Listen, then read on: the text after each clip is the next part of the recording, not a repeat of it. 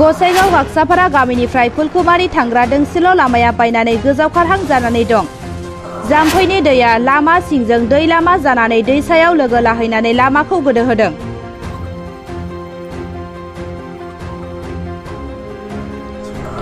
Jamduar block UPPL आफादा दिनै लामानि थासारिखौ नायबिजिरफैयो। गामिनि थागिबिफोरा बिटिआर सोरखारखौ थाबैनो बानायनानै होनो खावलायदों। जमदुवार इउपिपिएल ब्लकनि आफादगिरि बिनेश्वर नार्जारिया बुङो दि थाबैनो जेंनाखौ गोजौ आफादाव हरगोन आरो लामाखौ फाहामनाय जागोन होननानै फोरमायदों। खमैबो गंस्नि गामिनि सुबुंफोरा बे लामाजों हान्थामेला खालामो।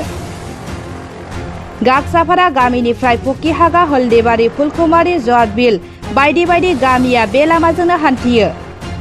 गेजेराव थानाय उपेन्द्रपुर गामिनि गामि गोराया गासै गामिनि जानानै सोरखारखौ दोंसेल' गोनां लामाखौ फाहामनो खावलायदों। थाबैनो फाहामनो राहा लायाब्ला लामाया दैयाव गोजावलांगोन होननाबो फोरमायबावदों।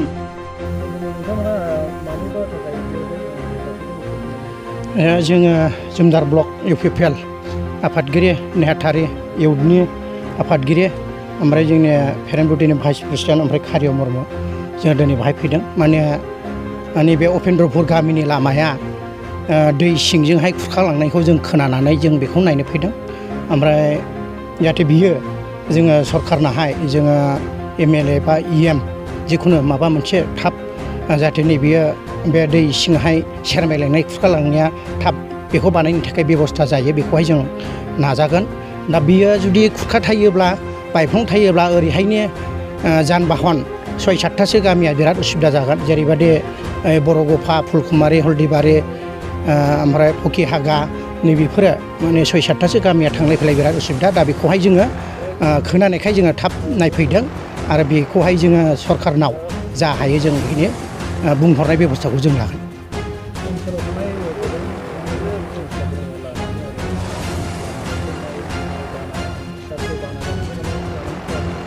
दङ माने बेजों लोगोसे जोंहाय ओरै जेनेबा फकिहागाहाय सद नाला दं, बेहाय थांलाय फैलायनि बेबस्था गैया।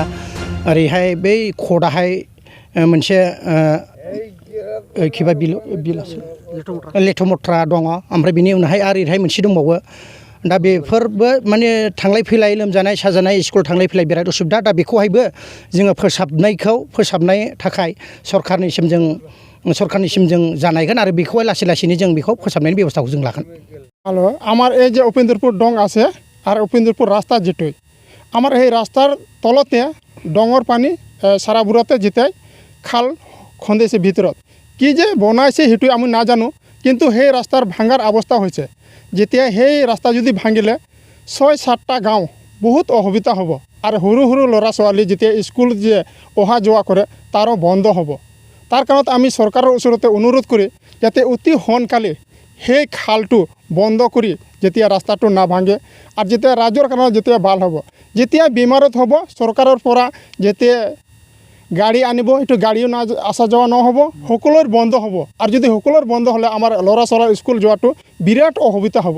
তাৰ কাৰণত আমি চৰকাৰৰ ওচৰতে অনুৰোধ কৰি অতি সোনকালে এই ৰাস্তাটো যেতিয়া ভাঙি নোৱাৰ আগতে যেতিয়া বন্ধ কৰিলে এই খালটো আমালোকৰ কাৰণত বহুত ভাল হ'লেহেঁতেন।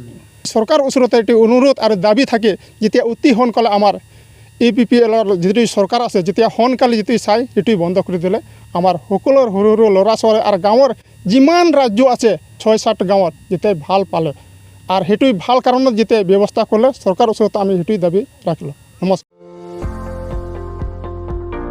आर्ट्स आरो साइन्स फरायग्राफोरनि थाखाय मोजां खौरां।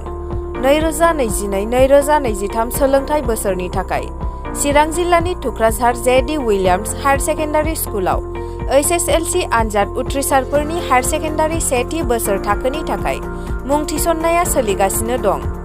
गोजौ सोलोंथाइ लानाय, रोंगौथि गोनां आरो मोजां फोरोंथाइ होनो हानाय फोरोंगिरिफोरनि गेजेरजों बे फरायसालियाव सोलोंथाइ होनाय जायो। बे फरायसालियाव आलादा आलादा हौवासा आरो हिन्जावसाफोरनि थाखाय हस्टेलनि खाबु दं। गोग्गो आरो गुन गोनां सोलोंथाइ लानो थाखाय जे.डि. उइलियाम्स हायार सेकेन्डारि स्कुलाव मुं थिसननायनि खाबुखौ लादो। आबुङै मोनथिनो थाखाय जानबुं नम्बराव खौरां ला 99577172276 970650457 9365759085